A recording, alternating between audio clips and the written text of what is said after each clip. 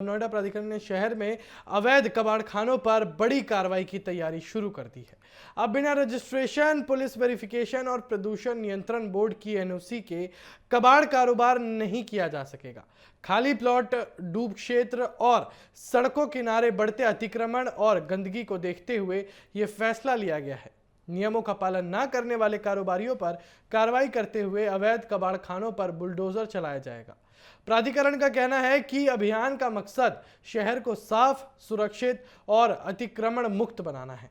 यानी आप समझिए कि नोएडा में कबाड़ियों पर जो है, कबाड़ कारोबारियों पर जो है वो सख्त कार्रवाई की जा रही है, यानी सख्ती दिखाई जा रही है और बिना रजिस्ट्रेशन कारोबार जो है वो बंद कर दिया जाएगा और पुलिस वेरिफिकेशन जो है वो काफ़ी हद तक अनिवार्य है और अवैध कबाड़ खानों पर जो है बुलडोजर की कार्रवाई देखने को मिल सकती है। तो आइए इसी खबर पर सुनते हैं कि क्या कुछ कहा गया।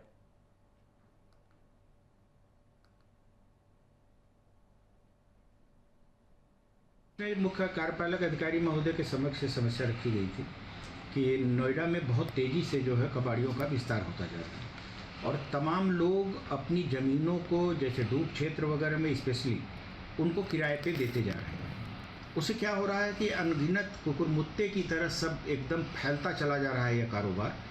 तमाम जो है वो गाँव की गलियों तक में इन लोगों ने अपना अपना कारोबार फैला लिया है।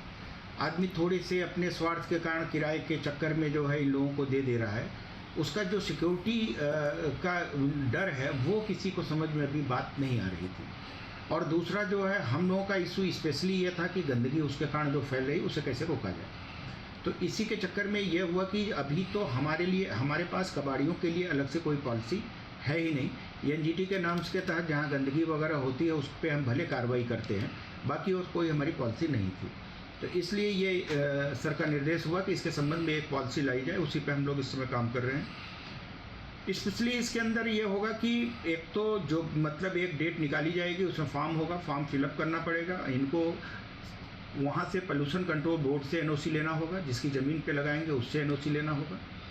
और उसके बाद जो भी हमारे यहाँ कमेटी बनेगी वो कमेटी उनका वो करेगी और जो चयनित होंगे उसको मुख्य कार्यपालक अधिकारी महोदय के स्तर से उसको स्वीकृत किया जाएगा। नोएडा प्राधिकरण ने शहर में अवैध रूप से चल रहे कबाड़ खानों पर अब अपना शिकंजा कसना शुरू कर दिया है।